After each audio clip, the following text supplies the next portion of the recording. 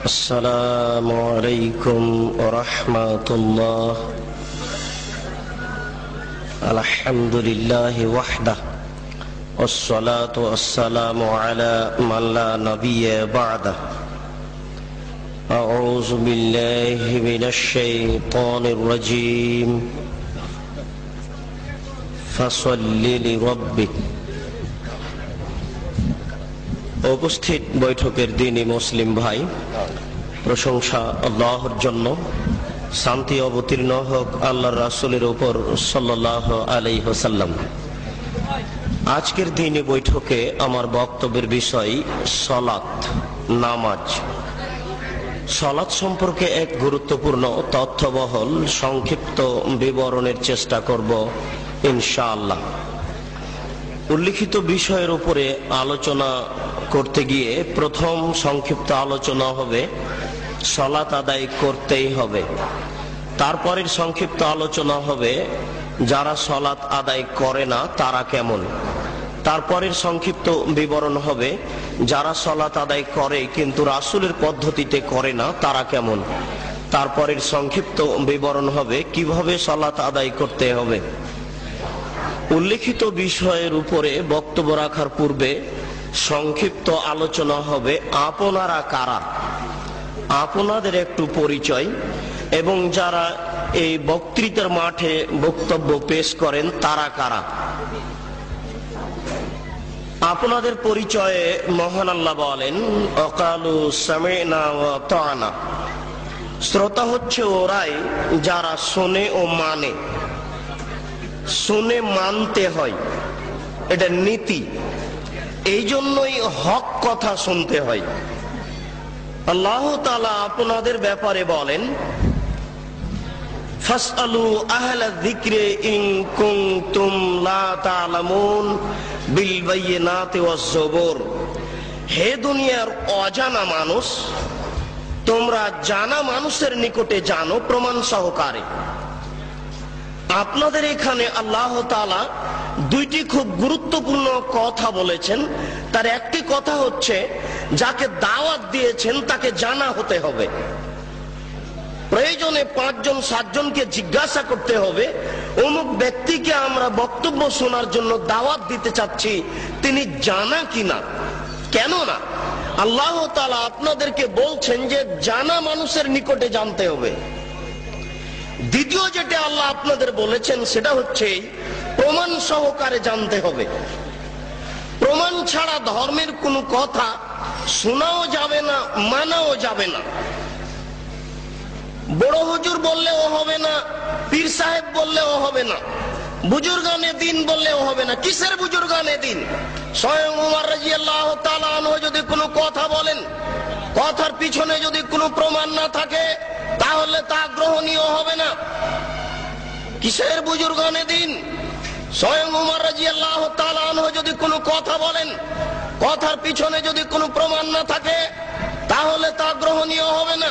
উমর মানে বিরাট মানুষ, উমর মানে খুব বড় মানুষ, উমর এত বড় মানুষ, উমর এত বড় মানুষ, উমর এত বড় মানুষ। আল্লাহর নবী বলছেন যে উমর আনতা তাসলুক ফি তারিকিন লা ইয়াসলুকু শাইতান ফি তারিকিকা। উমর তুমি যে রাস্তা দিয়ে হাঁটো ওই রাস্তা দিয়ে শয়তান হাঁটে না। বুখারী শরীফের হাদিস। আল্লাহর নবী বলছেন উমর তুমি যে রাস্তা দিয়ে হাঁটো ওই রাস্তা দিয়ে শয়তান হাঁটে না। বুখারী শরীফের হাদিস। এত বড় মানুষ যদি ধর্মের কোনো কথা বলে আর যদি প্রমাণ না থাকে তাহলে তা গ্রহণীয় হবে না। আপনাদের সাথে সংক্ষিপ্ত কথা শেষ করলাম। বিনীত অনুরোধ, পিছনে যারা দাঁড়িয়ে আছেন গল্প করছেন তারা একটু দয়া করে গল্প বন্ধ করুন।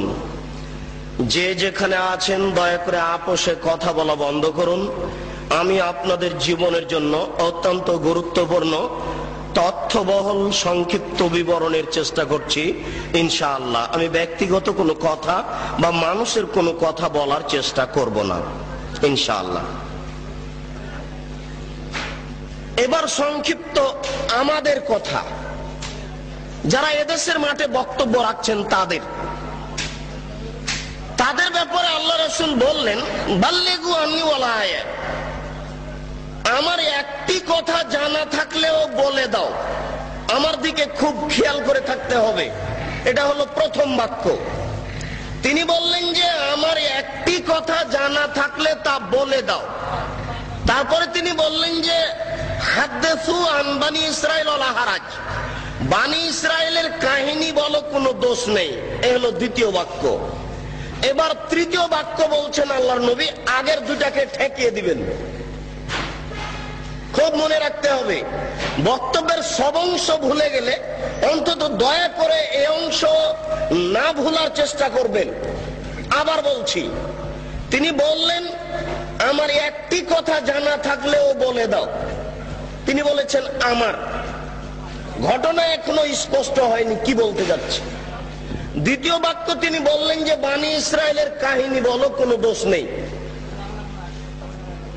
মানে বানি ইসরায়েলের কাহিনী তো সত্য মিথ্যা আছে, আর তার কথা তো সত্য মিথ্যা রয়ে গেছে। মানে তার কথার ভিতরে মানুষ মিথ্যা কথা ঢুকিয়ে দিয়েছে।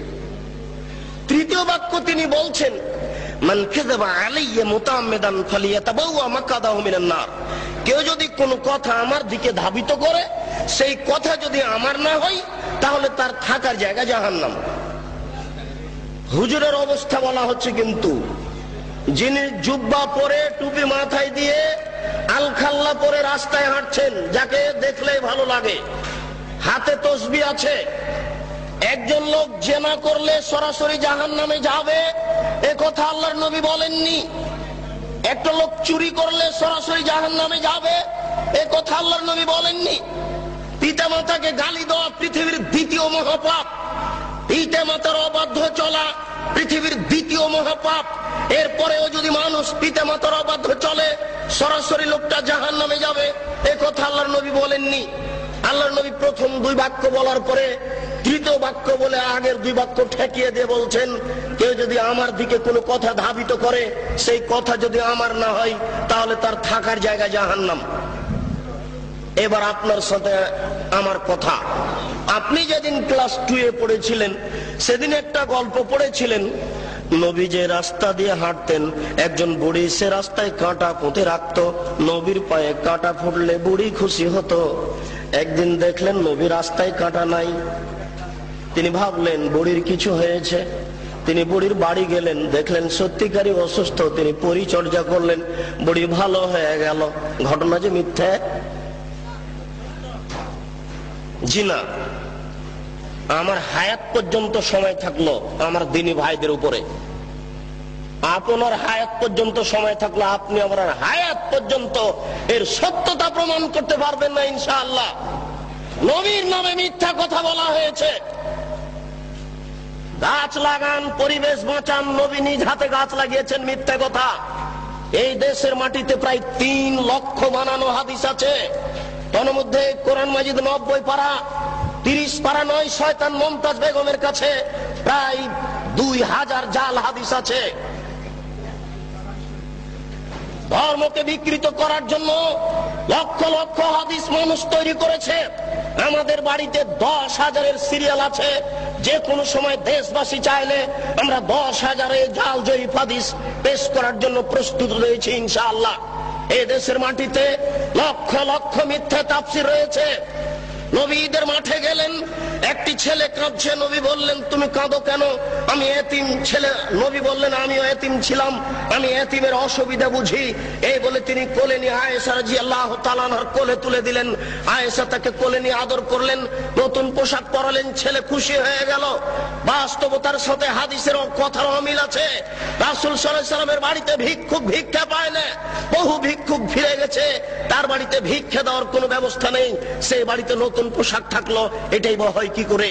সাথে সাথে আর কোনো প্রমাণ নাই, নবীর নামে কথা মিথ্যা ছড়ানো হয়েছে। তারই ভিত্তিতে আপনারা ঈদের নামাজে নতুন পোশাক পরার জন্য প্রস্তুতি গ্রহণ করেছেন।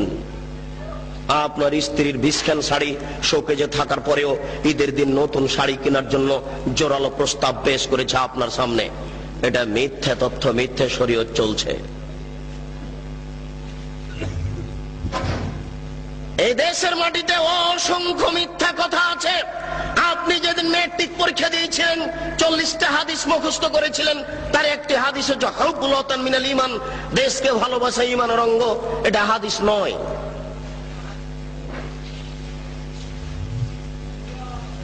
আমি যেটা বলতে চাচ্ছিলাম সেটা হচ্ছে এই, আল্লাহর নবী আগের দুটো বাক্য ঠেকালেন, পরের বাক্য বলে তিনি বললেন বাল্লিগু আন্নী ওয়ালাউ আয়া, আমার একটি কথা জানা থাকলে বলে দাও। কথা বলার আগে চূড়ান্ত হতে হবে কথা আমার কিনা।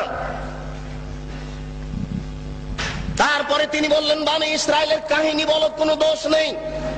বনি ইসরায়েলের কাহিনীও সঠিক তো না, এটা চূড়ান্ত হতে হবে।